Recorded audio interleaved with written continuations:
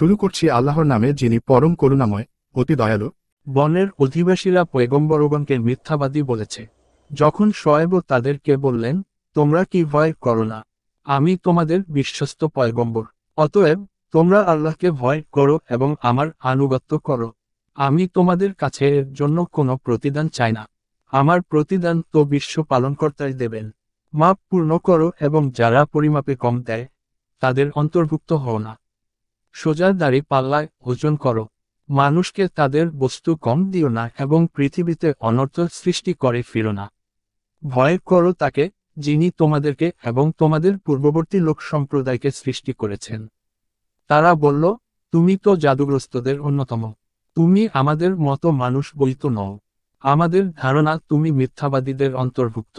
অতএব যদি সত্যবাদী হও তবে আকাশের কোনো টুকরো আমাদের উপর ফেলে দাও।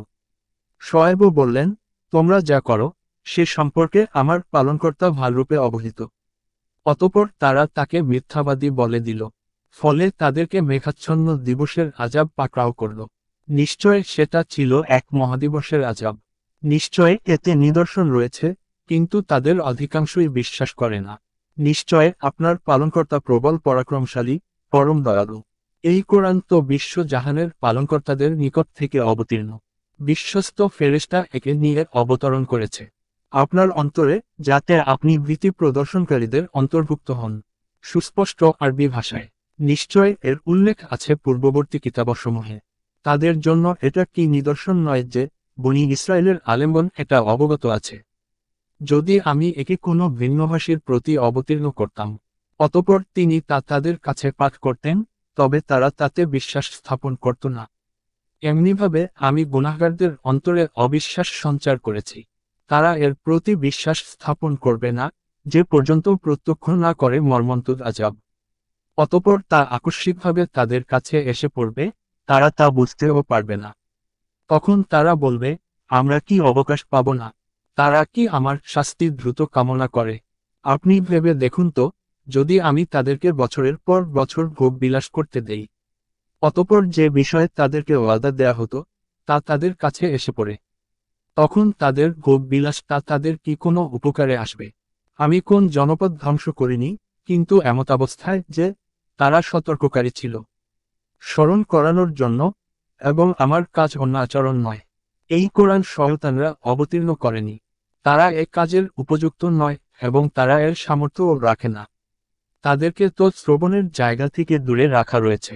অতএব আপনি আল্লাহর সাথে অন্য উপাস্যকে আহ্বান করবেন না, করলে শাস্তিতে পতিত হবেন।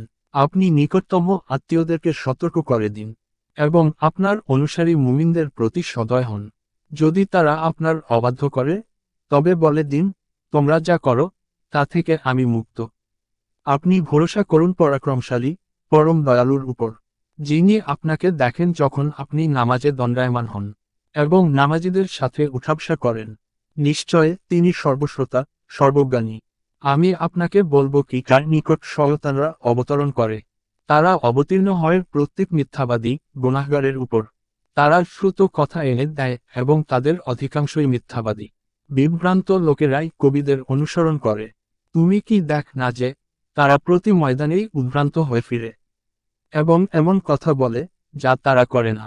তবে তাদের কথা ভিন্ন, যারা বিশ্বাস স্থাপন করে ও সৎকর্ম করে এবং আল্লাহকে খুব স্মরণ করে এবং নিপীড়িত হওয়ার পর প্রতিশোধ গ্রহণ করে। নিপীড়নকারীরা শীঘ্রই জানতে পারবে তাদের গন্তব্যস্থল কিরূপ।